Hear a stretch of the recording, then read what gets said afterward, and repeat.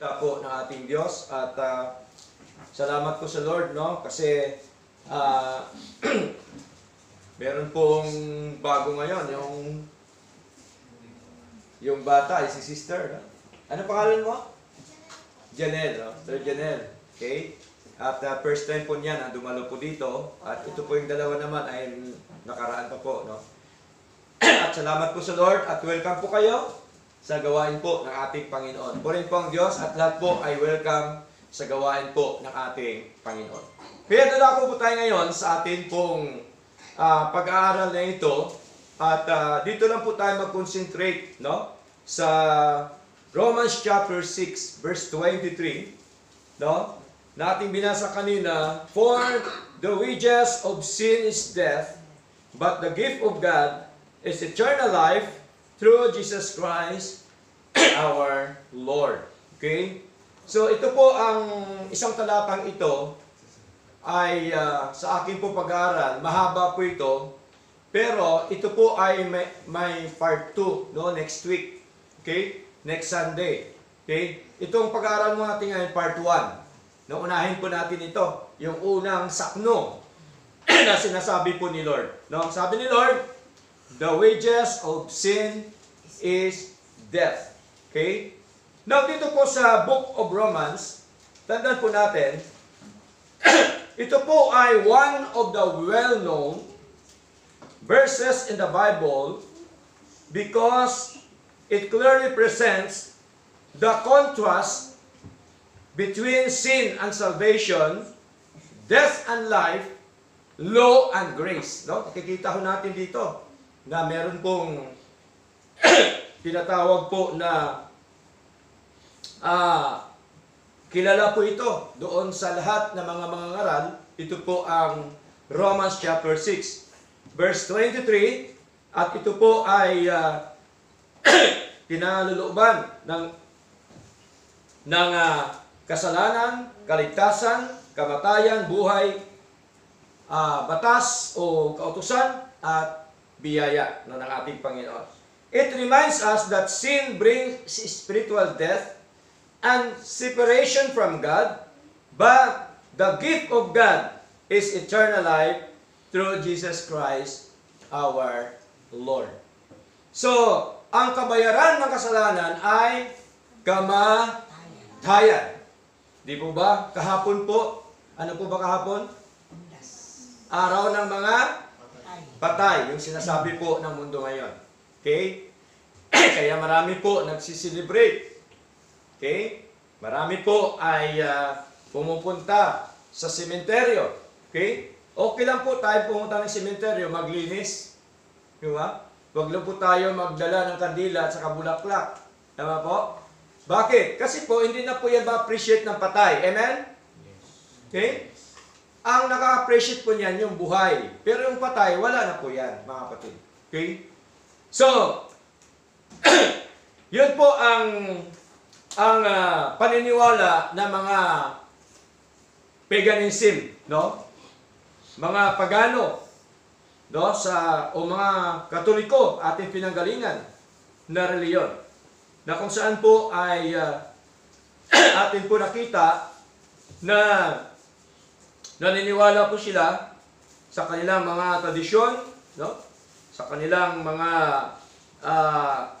sinauna pang mga aral noong time na yon na kung saan dala-dala po ng mga Kastila dito po sa ating bansa. Pero ang lahat po niyan, mga kapatid, tungkol po sa tinatawag po nila ng araw ng patay o piyesta ng mga patay, lahat po yan ay unbiblical. Tama? Wala po yan sa Biblia. Wala po yan sa sinasabi po ng ating Panginoon. Kaya, pag-aralan po natin yung tungkol po sa tinatawag po na ang kabayaran ng kasalanan ay kamatayan. Now, there are 5 kinds of death in the Bible. No, gusto ko lamang po ipakita sa inyo, pag-aralan po natin, meron 5 klaseng kamatayan sa Biblia, no? Dati, no, ako ay sa Pentecostal pa, 3 lang aking na pag-aralan. Pero ngayon, 5 pala. No? 5 klaseng kamatayan dito po sa banal na kasulatan. Now, number 1, death of the body. No, of course, no? Alam po natin lahat po yan na ang katawan natin talaga hong namamatay. Amen po? Okay? At tandaan po natin, ang ating mga buhay na ito ay galing po sa Diyos. Bigay po sa atin ng ating Panginoon. Okay? Hindi po tayo binigay ng ating magulang, kundi tayo po ibinigay ng Diyos. Tama po? Kasi doon pa tayo lamang sa sinapupunan ng ating tiyan, di po ba? Hindi natin alam, wala tayong kamalay-malay. Tama po? Okay? So, ang ginamit lamang po, of course, ang ating magulang para tayo ay maging isang nilalang o maging isang tao, mga kapatid. Pero, from the very start ng isang tao dito sa mundo, sino po bang pinakaunang tao dito sa mundo? Di ba si Adan? Tama po? Si Adan. Kasi si Eva, kinuha lang siya sa kanyang tadyang. Tama? Pero ang unang nilikha ng Panginoon ay ito pong si Adan. Hanggang sa dumami na po ang tao sa mundo hanggang nandito na po tayo ngayon. Tama po? Okay? So, ano pong katibayan? Basahin po natin. Aklat po ng Genesis, mga kapatid. No, mas maganda kasi meron tayong prueba sa ating pong pinapangaral. Sabi po dito sa Genesis chapter 1, verse 27, so, God created man in His own image. In the image of God created He him, male and female created He them. Okay? Bakit sinabi niya male and female? Samantala ang kanyang unang nilikha, ito pong si Adan. Sapagkat alam po ni Lord na itong si Eva ay kukunin niya sa tadyang ni Adan. Tama? Kaya nga po tinatawag ng babae, take note, no? Kaya kayo mga babae, tinatawag ng babae, ang ibig sabihin, kinuha kayo sa tadyang ni Adan. Yun pong ibig sabihin ng babae. Yung word babae, yun po yun, sabi ng banal na kasulatan. So, dito po yung malinaw. Ano po sabi dito? Genesis chapter 2, verse 7, malinaw po na si Lord ang siyang naglikha sa atin, galing sa alabok. And the Lord God formed man of the dust of the ground, no? And breathed into his nostrils the breath of life. And man became a living soul. Kaya tayo ngayon nabubuhay, mga kapatid, sapagkat tayo po ay binigyan ng buhay, hininga ng ating Panginoon. So sa madaling salita, siya po ang may-ari ng buhay po natin. Amen po? Amen. Siya ang may-ari, hindi ho ang ating magulang. Siya po ang may-ari. Tingnan niyo po, no? Ang magulang, ayaw niya na mawala yung kanyang anak. Amen po? Bakit na mawala? Bakit na mamatay? Kasi po, kalooban po yan ng Diyos. Amen? At tandaan po natin, ang ating kamatayang pisikal, nakatakda na po yan sa Lord. Amen po? Hindi lang po natin alam kung anong klaseng kamatayan meron tayo. Okay? So, iba't ibang klaseng kamatayan, mga kapatid. Kaya dito po, makita natin na yung buhay na ito, sabi ni Lord, babalik po yan sa alabok.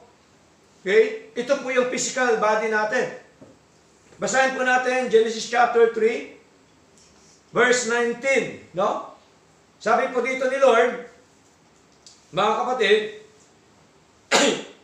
Genesis chapter 3, verse 19, in the sweat of thy face shall thou eat bread, sabi ni Lord doon kay Adan, till thou return unto the ground, for out of it wast thou taken, for dust thou art, and unto dust shalt thou return.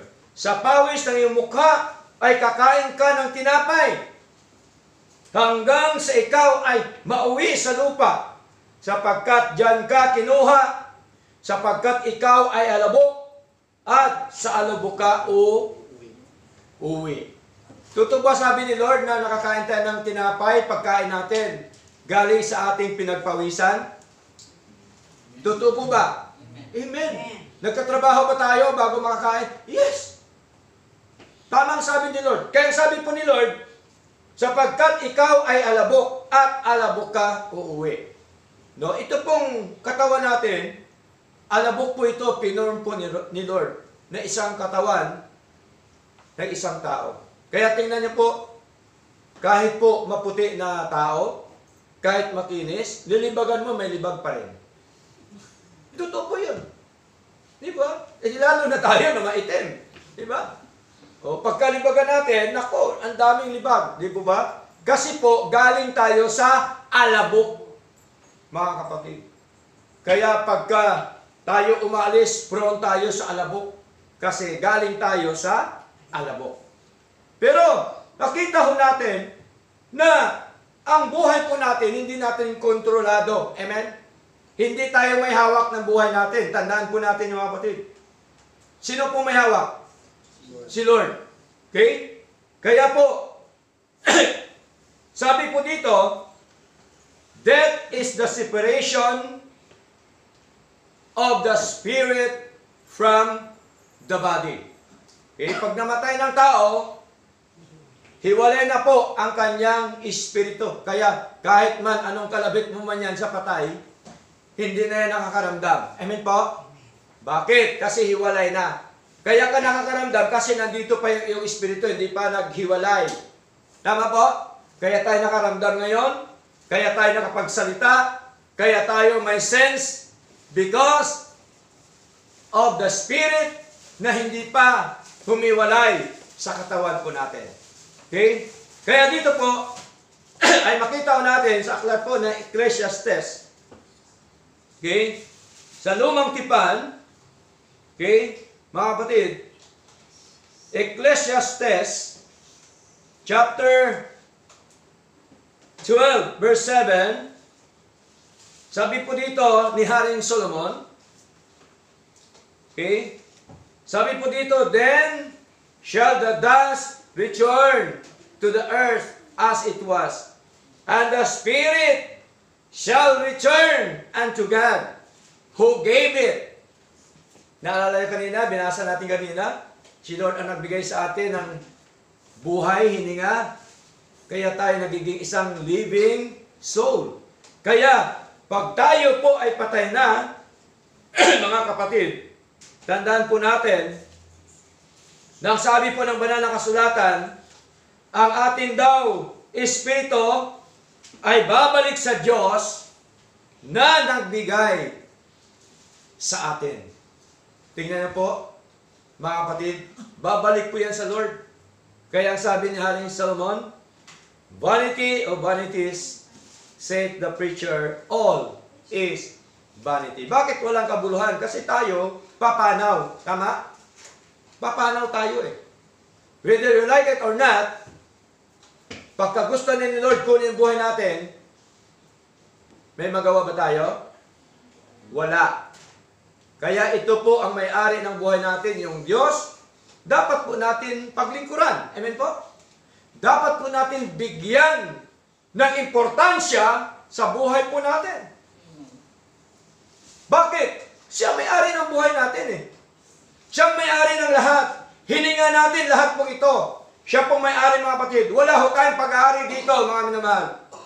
Si Lord ang siyang may-ari. Kaya malinaw po. Kaya anong sabi ni Job? Nung nangamatay ang kanyang anak, anong sabi ni Job? Nung nangawala ang kanyang kabuhayan, basahin po natin, mga kapatid.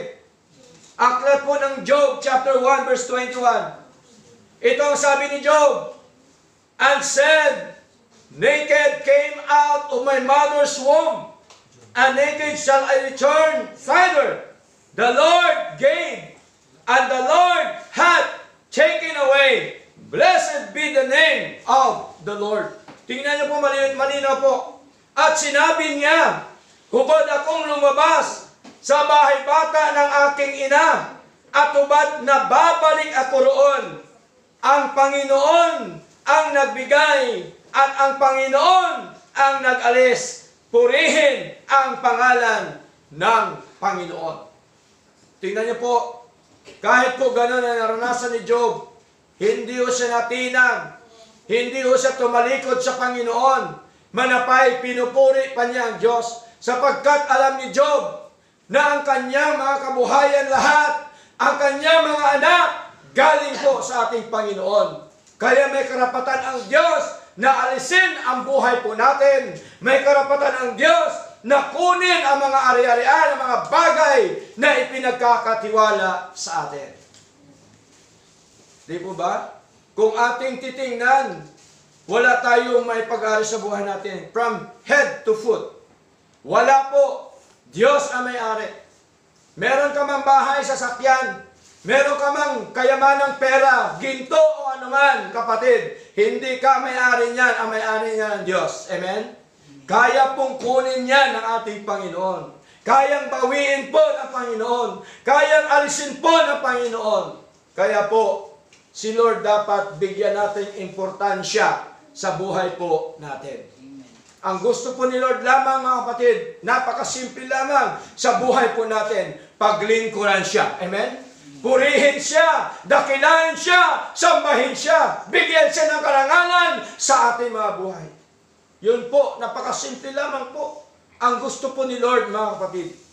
Malinaw po yan. Ano po sabi dito? 1 Timothy chapter 6. Ano pong sabi dito ni Pablo, mga minamahal?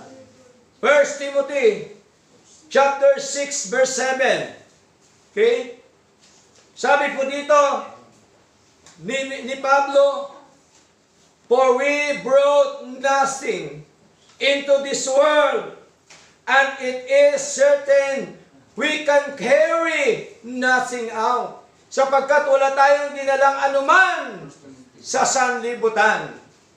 Di ba, nung pinanganak tayo, hubad tayo, tama po? Wala naman tayong diaper noon eh. Nung tayo pinanganak, di po ba? Noon na lang tayo lumabas, nung nilagyan tayo ng katsa. Lampin. Di ba? Oh.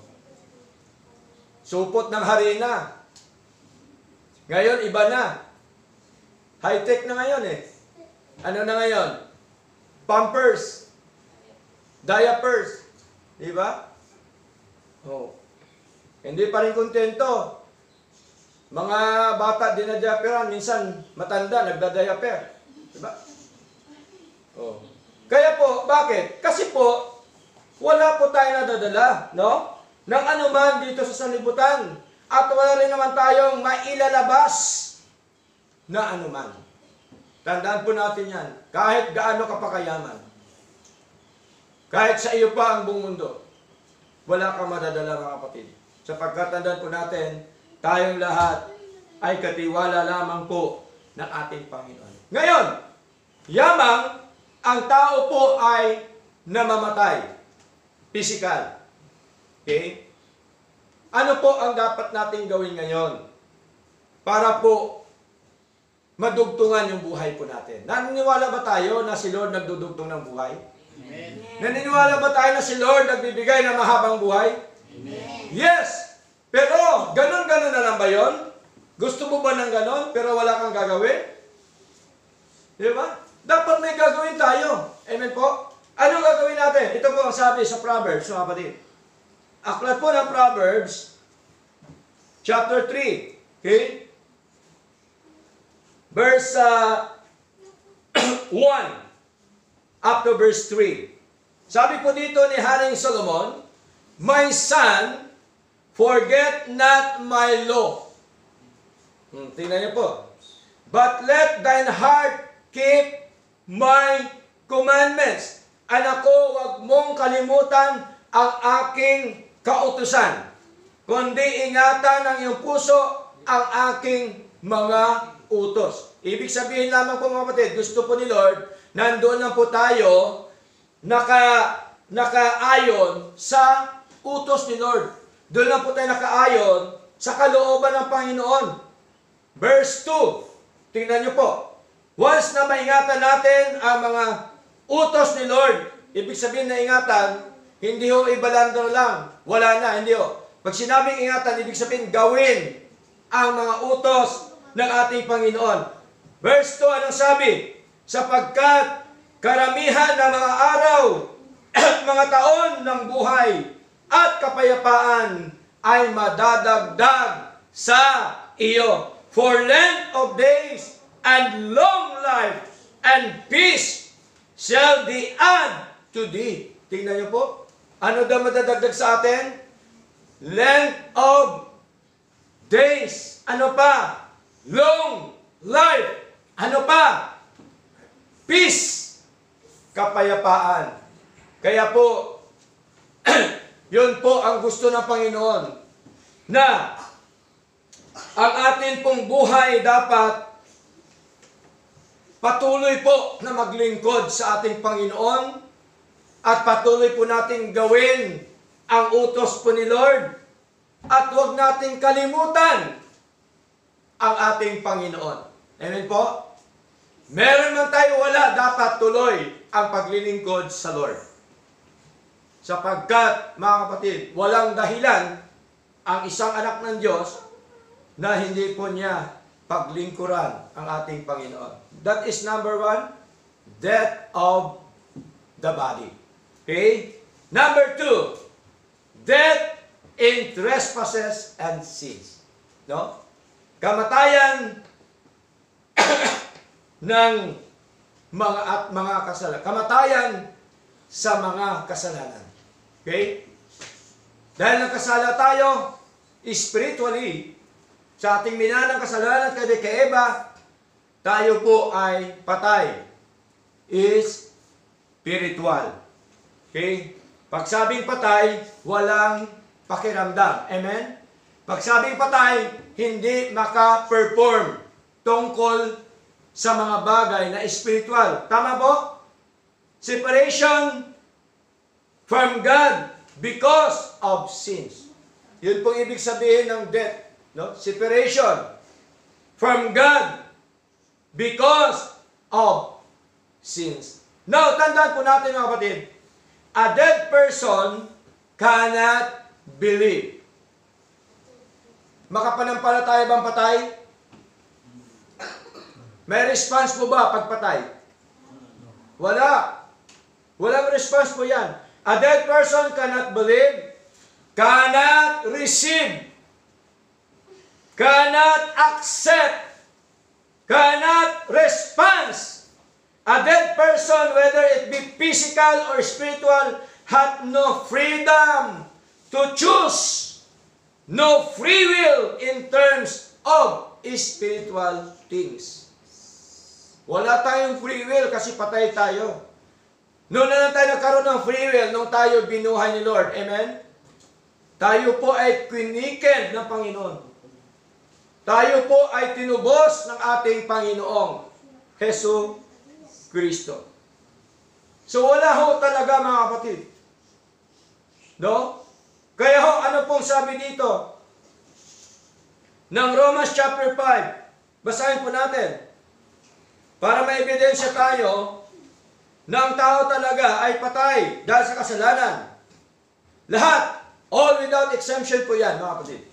Kaya sabi dito, wherefore as by one man, si Adan, sin entered into the world, and death by sin, and so death passed upon all men, for that all have sinned. All, lahat, all without exemption. Mga kapatid, lahat tayo nagkasala. Lahat tayo patay dahil sa kasalanan at pagsuway. Now, the result is in the Romans chapter 3, verse 10. Basahin po natin, kapatid. Ang resulta, Romans chapter 10. Sabi po ni Pablo, mga kapatid, anong sabi ni Pablo?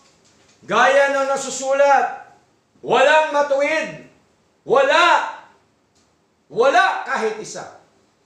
Tingnan niyo po, wala akong matuwid sa atin, kapatid. Verse 11, walang nakatalastas, walang humahanap sa Diyos.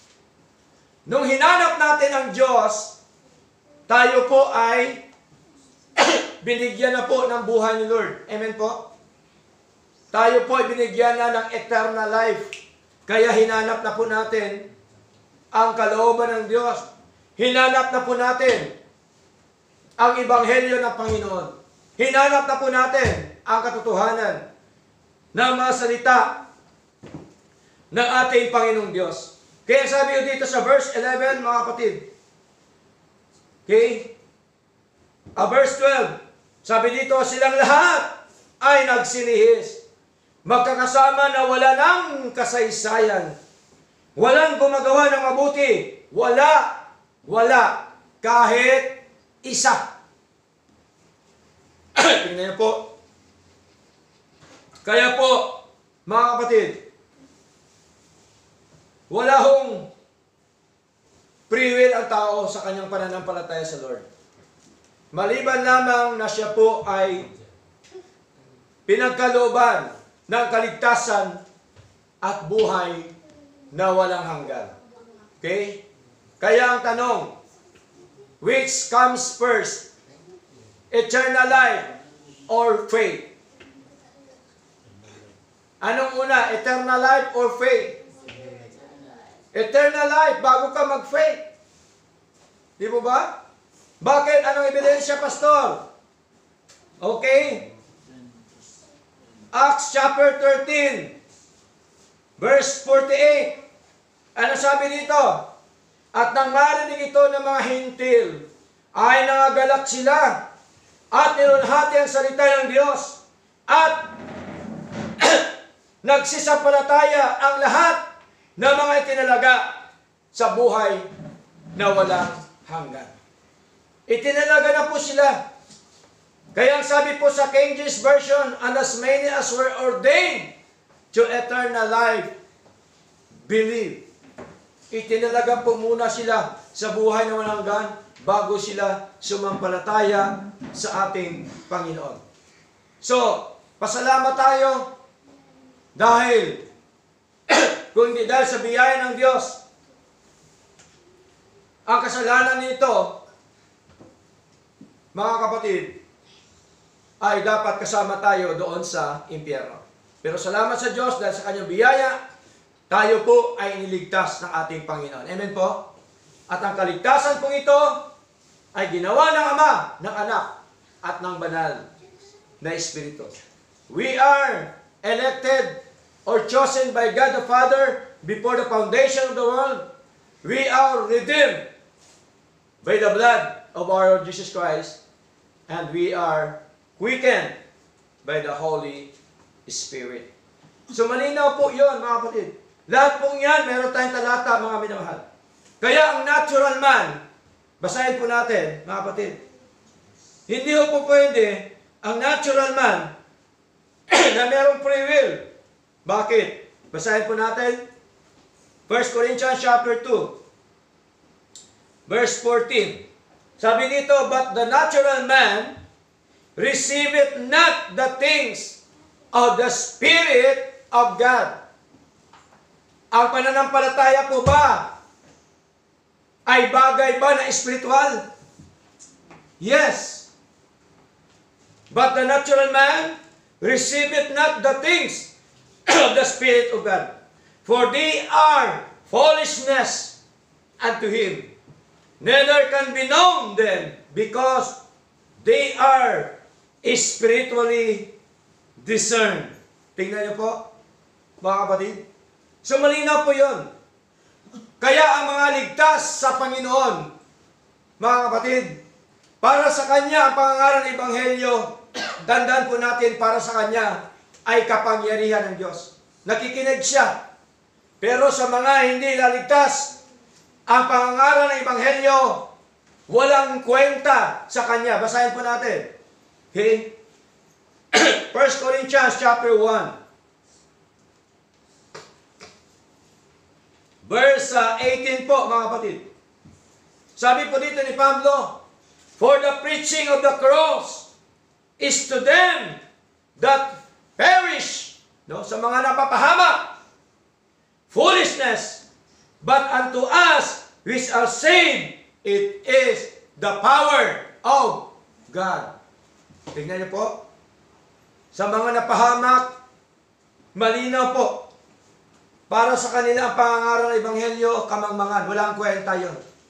Pero sa mga naligtas, sabi ni Pablo, ang pangangaral ng Ebanghelyo, kapangyarihan ng Diyos. Kaya tayo naniniwala na ang pangangaral, kapangyarihan ng Diyos. You know why? Because we are saved by the grace of God. Okay? So malinaw po yun mga kapatid. Death in trespasses and sins. Ang ibig sabihin, separation from God because of sins. Romans chapter 8, mga kapatid. Okay? Another verse. Romans chapter 8 verse 7. Sabi po dito, because the carnal mind is enmity against God. For it is not subject to the law of God, neither indeed can be. Sapagkat ang kaisipan ng laman ay pakikipaggalit o pakipag-away laban sa Diyos. Tingnan niyo po, sapagkat hindi napapasakop o napapasaklaw sa kautusan ng Diyos. Ni hindi nga maaari. Hindi ka talagang magpapasakop sa utos ng Diyos kapag nandun tayo sa ating natural man. Kapag tayo po ay patay, spiritual.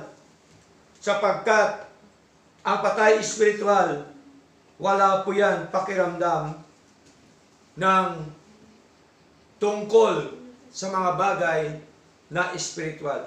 Pero ang good news ito po, na kahit patay tayo sa kasalanan at pagsuway, tayo po ay binuhay ng Diyos kasama ni Kristo. Tingnan niyo po basahin po natin Ephesians chapter 2. Ito pong good news mga kapatid. Ephesians chapter 2, verse 5. Sabi dito ni Pablo, even when we were dead in sins. Tingnan niyo po. Hath quickened us together with Christ. By grace, ye are saved. Malinaw po. No? Saan tayo sinave? Doon sa impyerno. Doon sa kapahamakan. Doon sa trespasses and sins. Saan tayo binuhay? Doon sa ating kamatayang espiritual. Binuhay tayo kasama ng ating Panginoong Heso Kristo. Kaya salamat po sa Diyos, mga kapatid. Dahil po sa kanyang biyaya, sa kanyang awat habag sa atin, mga minamahal, tayo po'y binuhay kasama po ng ating Panginoong Heso Kristo. Kaya ang sabi po dito ni Pablo, malina po, Ephesians chapter 2 verse 1, and you hath he quickened who were dead in trespasses and sins. Di ba? Malinaw, no? Na kayo'y binuhay niya. Sinong niya ng Diyos? Sinong kayo? Tayo. Nang kayo'y mga patay dahil sa inyong mga pagsalangsang at mga kasalanan. Binuhay tayo ni Lord. Kaya tayo nagkaroon ng faith. Tama? Nagkaroon tayo ng faith nung tayo binuhay ni Lord. Mga kapatid. Kaya binigyan tayo ng fruit of the Spirit. Tama? Okay? Kaya meron tayong faith. Mga kapatid. Kasi po ang faith, hindi po yan pinanggagalingan mismo sa tiyan pa lang ng nanay mo, may faith ka na. Hindi po ba? So, malinaw po na ang una ay eternal life, and then kasunod po yung ating pananampalataya sa Panginoon. Colossians chapter 2 verse 13. Okay? Anong sabi po dito? Sabi dito, and you being dead in your sins and the uncircumcision of your flesh hath he quickened together with him, having forgiven you all trespasses. Malinaw, binuhay tayo ng ating Panginoon. Hindi tayo bumuhay sa ating sarili. Amen po? Wala tayong kakayanan na buhayin natin ang ating sarili. Yung ating patay, spiritual. Sa physical na lang, kung ating tutusin, no? Pag namatay tayo physical, kaya bubuhayin ng patay yung kanyang patay? Kaya po ba? Hindi, wala. Diba? Hindi kaya yun, patay eh. Kahit man anong palo mo yan, kahit anong gising mo, gising na, kakain na tayo. Wala ho yan pakiramdam. Tama? Hindi yan kikilos. Kasi patay, spiritual. Kahit bugbugin mo man yan ang salita ng Diyos. Pagkapatay, spiritual, walang response. Hindi talaga mangyari ang gusto mo. Mga kapatid. Okay? Kaya po, ito po tinatawag na death and trespasses and sins. Number 1, death of the body. Number 2, death and trespasses and sins. Number 3, yung tinatawag po na second death. Yung tinatawag po na eternal death. Doon po sa impyerno. Tingnan mo, napakabuti ng Diyos. Dahil iniligtas tayo doon. Tingnan mo, kung may eternal life, merong eternal death. Yung spiritual, mga kapatid. Okay? Bakit? Anong sabi po ng banal na kasulatan, mga minamahal? The eternal separation of the unsaved from God. Yun pong ibig sabihin. Okay? Sabi dito, mga minamahal, Revelation, basahin po natin. Okay? Revelation chapter 20, verse 14. No? Up to verse 15. Sabi po dito ni John, si John po, ang sumulat po dito. Sabi dito, at ang kamatayan at ang Hades ay ibinulid sa dagat-dagatang apoy. Ito ang ikalawang kamatayan. Sa makatuwid ay ang dagat-dagatang apoy. And death and hell were cast into the lake of fire. This is the second death. Meron ba second death? Meron. Malinaw sa banal na kasulatan. Verse 15, and whosoever was not found written in the book of life was cast out o cast into the lake of fire. At kung ang sino man ay hindi nasumpungang nakasulat sa aklat ng buhay, ay ibinulid sa dagat-dagatang apoy. Malinaw po. Kaya yung pagsulat ng ating pangalan sa aklat ng buhay, nangyari po yan before the foundation of the world. Basahin po natin, mga kapatid. Okay? Dito po sa Revelation chapter 13, verse 8, mga kapatid. Anong sabi dito? Revelation chapter 13, verse 8. Sabi po dito, and all that dwell upon the earth shall worship Him. Sino yung sasamba sa Kanya? Yung mga alipores ng hayop whose names are not written in the book of life of the Lamb slain from the foundation of the world. Okay? Hindi ho nakasulat ang kanilang pangalan sa aklat ng buhay before the foundation of the world. Kaya pasalamat tayo sa Diyos sapagkat tayo niligtas ng Diyos at sigurado po na tayo po na isulat na po ni Lord before the foundation of the world. Kaya po, mga kapatid, itong mundong ito, hindi na po ito gugunawin sa pagitan po ng tubig, ng baha. Nakaraan na po yun. Tama? Sa panahon ni Noe. Bakit po ba meron tayong nakikita ang baghari? Ano ibig sabihin?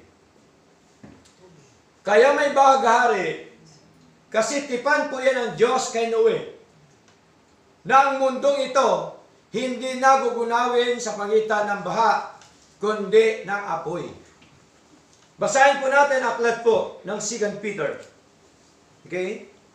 2 Peter po, mga kapatid.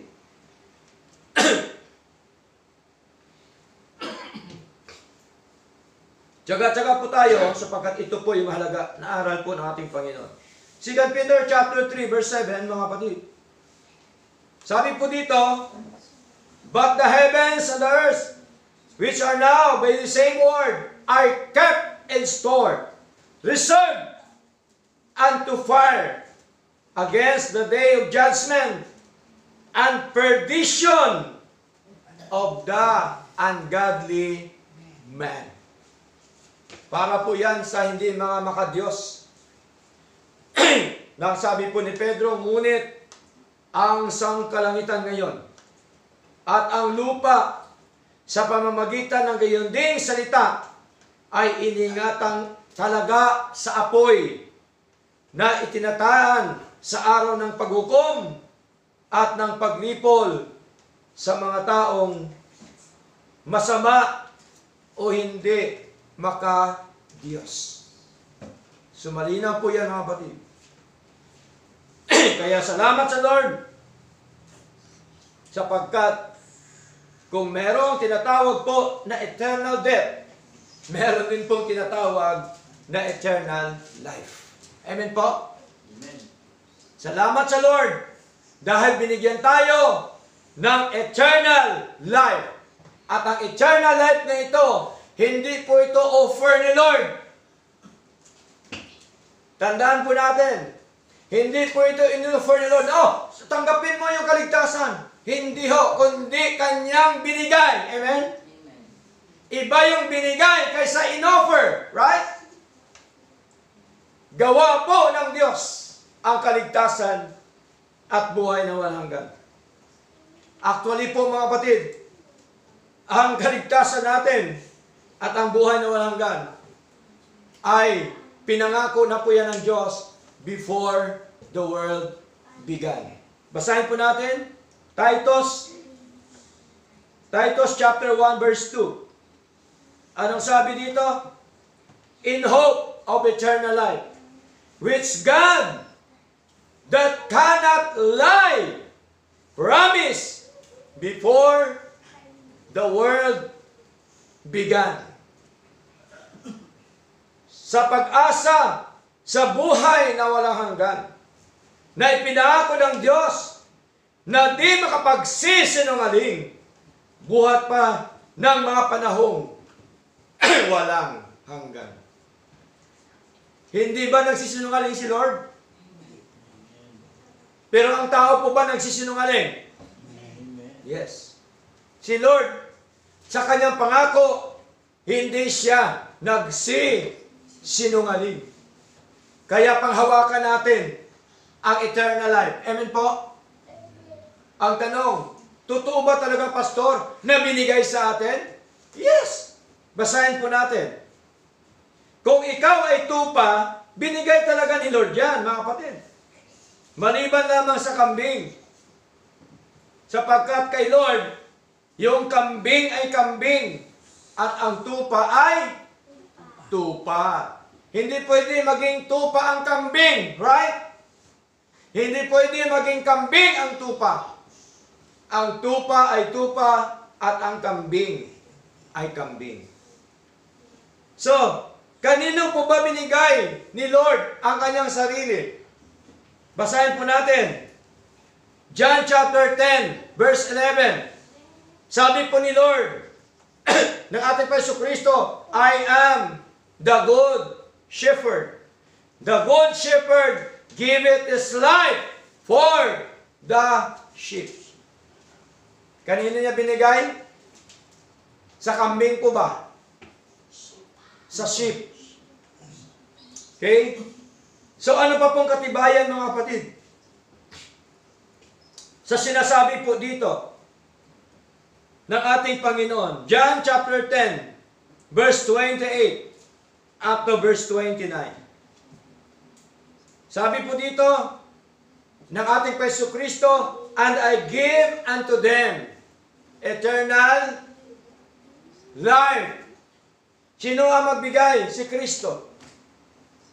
Anong kanyang ibinigay? Eternal life. Kanino niya binigay? Sa mga tupa. Okay?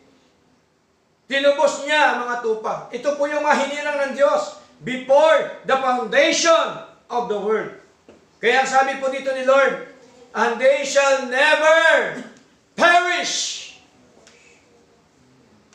At kailanman hindi sila mapapahamak.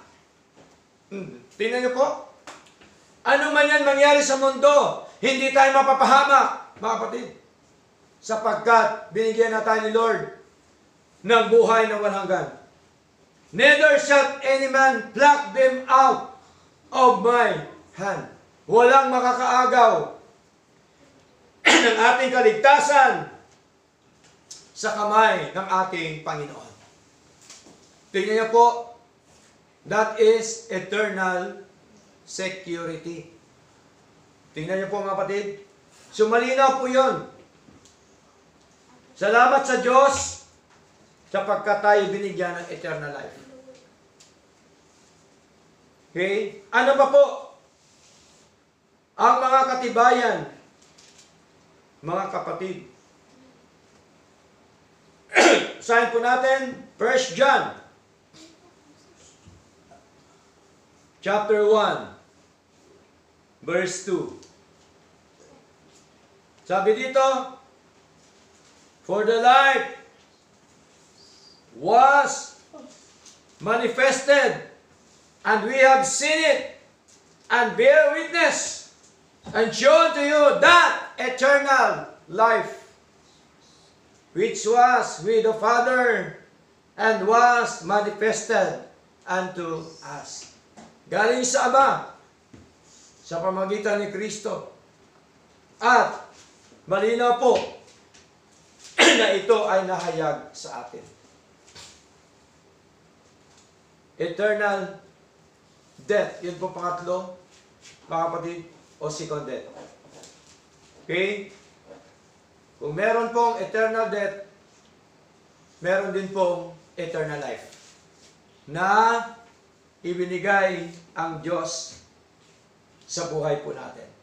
Now, number 4. Number 4 na po tayo. Death to fellowship. May mga nangamatay din ba sa fellowship? Yes. Yung mga nangawala na. Diba? Remember the prodigal son. Naalala niyo po prodigal son? Di ba, ang tatay nila, sila mayaman? Anong ginawa ng anak? Isang anak. Dalawa yung anak niya. Kinuha niya yung kanyang parte. Nung kinuha niya ang parte, tumalikod na sa magulang, umalis na. Kanyang ginastos ang kanyang mana. Okay? Siya ay talagang maraming pera during the time. Lahat na kaibigan niya, tinawag niya. Oh, halina kayo. Sky is the limit. Yeah? Pero, nung nawala na, naubos na ang kanyang parte, ang yaman na binigay ng kanyang ama, anong nangyari? Aba, naghirap na siya. Yung dati niyang kasama, na lagi sky's the limit, iniwan na siya. Oh, di ba? Ganon din po sitwasyon natin ngayon sa mundo, tama? Pag meron ka, marami kang kaibigan. Tama? Lalo na pagka nagbibigay ka. Dudumugin ka ng tao, marami kang kaibigan. No? Pero pag wala ka na, dadamayan ka kaya? Hindi. Wala na. Iiwanan ka na. Wala na silang pakinabang sa iyo. Di ba? Ganun ang ginawa ng anak. Yung tinatawag na prodigal son. Nawala ng pera, kinuha siya ng isa niyang kaibigan na tagapakain ng baboy.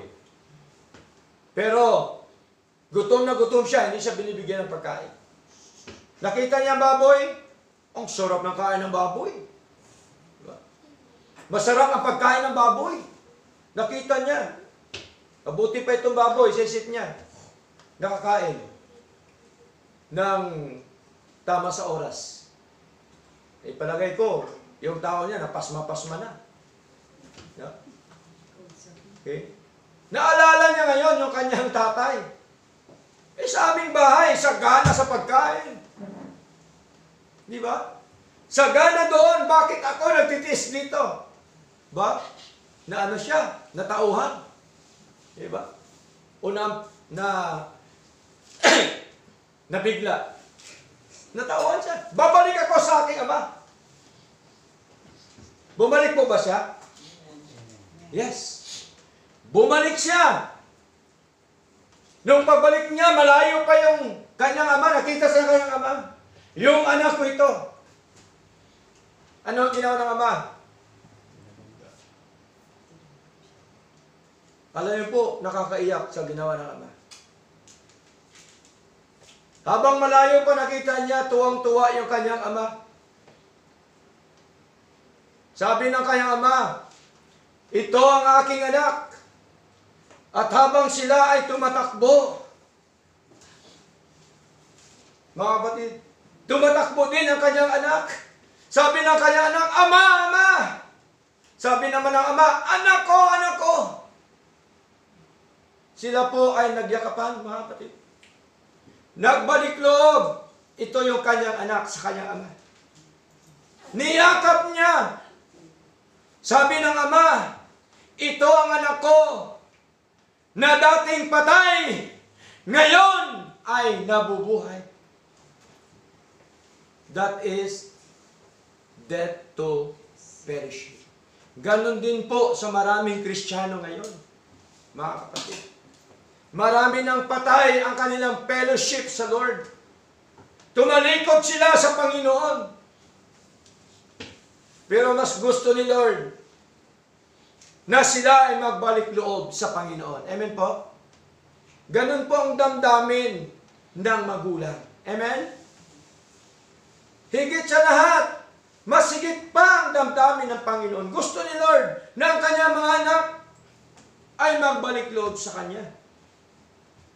Magpakababa sa Panginoon. Kaya malinaw po yun, mga kapatid. Death to fellowship. Ganun po, may mga nangyayari po yan. Pagka wala na tayong fellowship sa simbahan, sa Lord, sa church, sa kapwa mananampalataya, wala na po, may tendency na mamamatay na ang ating fellowship sa Lord. Amen po? Mawawala na tayo sa paglilingkod sa Diyos. Kaya tingnan niyo po ang prodigal son, napahamak siya. Mabuti, nagbalik loob po siya, mga kapatid. Kaya dito po, malinaw po. Dito po sa prodigal son, mga minamahal. Kaya sa ating paglilingkod, minsan may mga nangyayari na nawala sa paglilingkod sa Diyos because of pressure. No? Minsan, pinapayaman na sa ni Lord, ang problema, nakakalimutan na si Lord. Tama po? Minsan, binibigyan ka ng trabaho ni Lord, nanghihingi ka, binigyan ka ni Lord. Ang problema, pag nakatrabaho ka na, hindi mo na ibigay ang para kay Lord. Tama? Wala nang pagsamba sa Lord. Bali, wala na si Lord. Mahirap po, mga kapatid. Baka kasi mamatay na ang ating fellowship sa Lord. Delikado po. Babagsak po tayo. Mahulog po tayo sa ating pananampalataya sa Lord. Delikado na tayo po'y mahulog sa paglilingkod sa Lord. Basahin po natin, Hebrews chapter 10. Anong sabi po ni Pablo? Verse 31. It is fearful thing to fall into the hands of the living God. Kakilakilabot na bagay ang mahulog sa mga kamay ng buhay na Diyos o ng Diyos ng buhay. Pagka nahulog ka na sa paglilingkod, nahulog ka na sa kasalanan, wala na. Sigurado po yun. Hindi ka na mag-fellowship. Pero salamat sa Lord dahil tinuruan tayo ni Lord na kailangan natin ang fellowship. Amen po? Bakit? Sapagkat sa fellowship, dito tayo pinapalakas ng Panginoon. Right? Kaya ang sabi po dito mga kapatid, sa aklat po ng 1 John, anong sabi po ni John mga minamahal? Chapter 1 verse 3. Sabi po dito ni John, that which you have seen and heard, declare we unto you, that ye also may have fellowship with us. And truly our fellowship is with the Father and with His Son, Jesus Christ. Yung aming nakita, sabi ni John, at narinig, ay siya rin naming ibinabalita sa inyo, upang kayo naman ay magkaroon ng fellowship o pakikisama sa amin. So mahalaga ang fellowship sa bawat kapatid. Amen po? At ang sabi ho dito, tayo may pakikisama o may fellowship sa Diyos Ama at sa Kanyang anak na si Hesus Kristo. So ibig sabihin pala mga kapatid, kung tayo pala nagpe-fellowship na katulad po nito, nagsamba tayo sa Lord, kasama din pala natin yung Ama at saka yung ating Panginoong Hesus Kristo. Kasama natin yung Diyos na atin pong pinaglilingkuran. So malinaw po, mahalaga yung ating fellowship. Kaya wag po natin kaligtaan ang ating fellowship po sa Lord. Ganon din po nangyari during the time sa kanila po ni Pedro mga kapatid. Sa Acts chapter 2, verse 42. Anong sabi po dito, mga minamahal? Sabi po dito, and they continued steadfastly in the apostles' doctrine and fellowship, and in breaking of bread, and in prayers. Saan sila nagpapatuloy mga kapatid? Sa mga doktrina ng mga apostol. At sila ay nagsama-sama o nag-fellowship. At sila ay nagpuputol-putol ng tinapay. Nagbahaginan sila ng pagkain at sa mga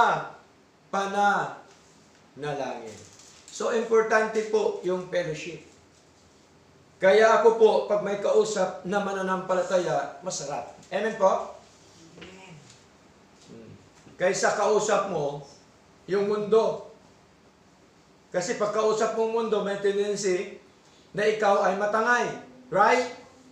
Kaya mas maganda, kausapin natin yung mga mananampalataya. Kapagkat sabi po ni Lord, ang masasamang kasama, nakakasira ng magandang ugali. Basahin po natin. 1 Corinthians chapter 15 verse 33. Ano sabi po dito? Huwag kayong padaya. Ang masasamang kasama ay sumisira ng magagandang ugali. Totoo po ba yan? Yes. Kaya ang ating samahin, laging may magandang ugali. Amen po? Kasi may tendency na ikaw matangay, lalong-lalo na sa mga kapatid, na mga bata pa sa pananampalataya. Lalo na sa mga kapatid na hindi pa pinaunawan ni Lord ang anumang mga ibang aral ng ating Panginoon. May tendency po na masira po yung ating magandang ugali. Ano po ibig sabihin? Imbis na masipag kang maglingkod, minsan natatamad ka na kasi influensyado ka na, hindi totoo yan. Si pastor, hindi totoo yan. Hindi naman marunong mag-English si pastor eh. Di ba? Eh di doon kayo sa may English yan. Di ba? Kung tingnan natin sinanadaya. Di ba? Oh. Ang mahalaga, yung pastor tapat sa Diyos. Amen po? Ang mahalaga, yung pastor ginagawa ang kalooban ng Diyos. Ang mahalaga, ang pastor hindi mukhang pera. Amen? Amen. Maraming pastor ngayon, mukhang pera. Sa totoo lang, mga kapatid. Hindi naman lahat, pero marami po. Ganun po ang motibo. Death to fellowship. Mahalaga po, mga kapatid. Now, number 5. Panghuli po. Ay, salamat po, panghuli na pastor. Number 5. Death to sin. Death to sin. Naniwala ba tayo, patay na tayo sa kasalanan, original sin? Patay na tayo sa original sin? Yes. Tinubos na tayo. Yan po ang panglima. Death to sin.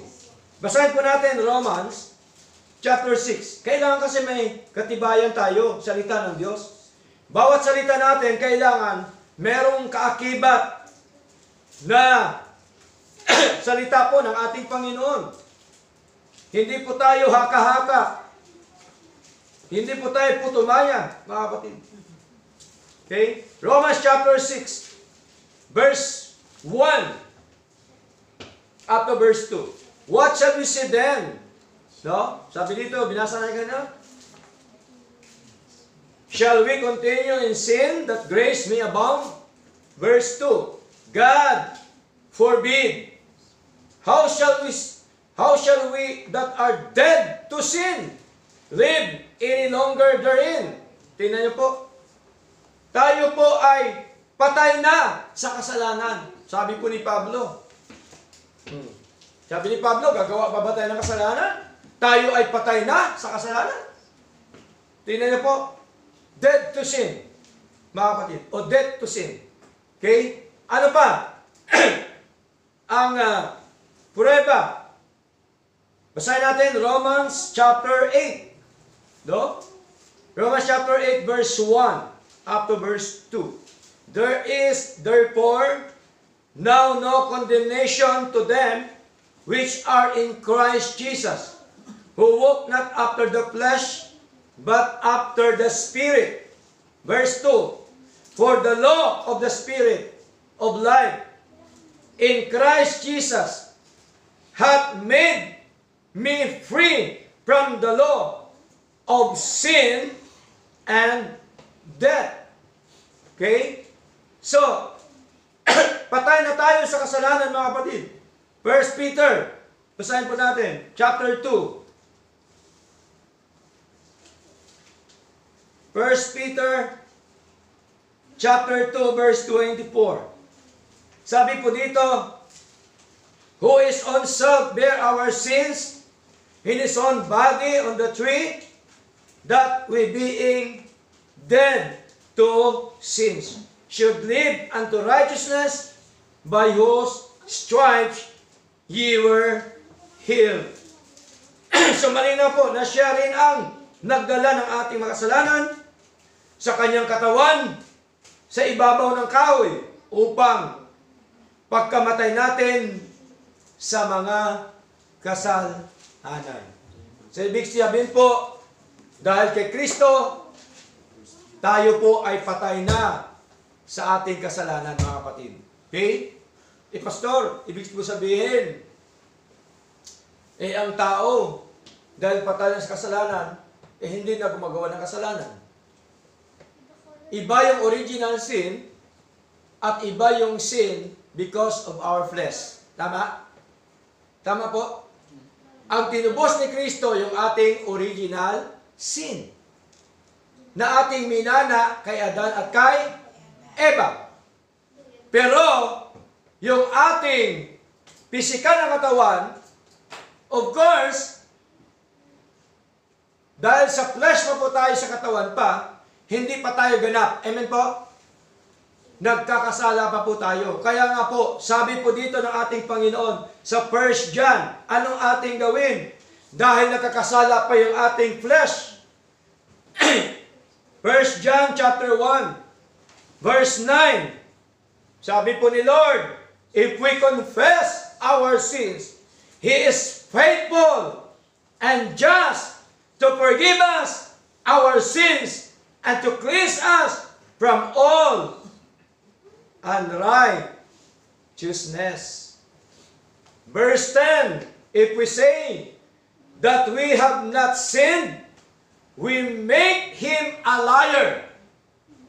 Kung sinasabi doon natin na hindi tayo nagkasala, sabi ni John, tayo daw ay sinungaling. So, sa madaling salita, because of our flesh, mga kapatid, tayo po ay natatalsikan pa rin ng kasalanan. Tama po? Iba ang naluglob kaysa natalsikan ng putik. Tama? Iba ang naluglob sa putikan, iba yung natalsikan ng putik. Kaya ang sabi ni Lord, malinaw na atin pong i-confess. Dapat, araw-araw pagka tayo nagkasala sa Lord, sabi po niya, if we confess our sins, He is faithful and just to forgive us. Siya po ay tapat, mga kapatid, at banal na magpatawad sa ating mga kasalanan. O ba? Kaya, malinaw po, there are 5 kinds of death. Ulitin ko po, number 1, death of the body. Number 2, death in trespasses and sins. Number 3, second death or eternal death. Number 4, death to fellowship. And number 5, death to sin. Now, let's go to our conclusion. Our conclusion is, thank be to God for His unspeakable gift. Yung gift dito is eternal life. Mga kapatid, hindi ito regalo. Pagka Disyembre, Pasko nila, magbigay ng regalo. Hindi yung ganon. Diba? Kaya ino-offer nila. O ito, regalo ko sa iyo. Yung gift na ito, eternal life. Ginawa ng Panginoon. Kaya sabi po ni Pablo, thank be to God for His unspeakable gift. Yung hindi masabing kaloob ng ating Panginoon. Okay? Kaya sabi naman ni Pedro, sa 1 Peter chapter 1 verse 8, rejoice with joy unspeakable and full of glory. Kaya magalak tayo sapagkat tayo po ay merong tinatawag na eternal life na binigay po ng ating Panginoon. Kaya ang ating binasa kanina dito po sa Romans chapter 6 verse 23, but the gift of God or the wages of sin is death, but the gift of God is eternal life through Jesus Christ our Lord. Kaya, next week, huwag tayo mawala. Pag-aralan naman natin yung, but the gift of God is eternal life through Jesus Christ our Lord. Purihin po ang ating Diyos sa kanyang lahat na karangalan at kalwatian. Tayo lahat po ito may na mga kapatid at tayo po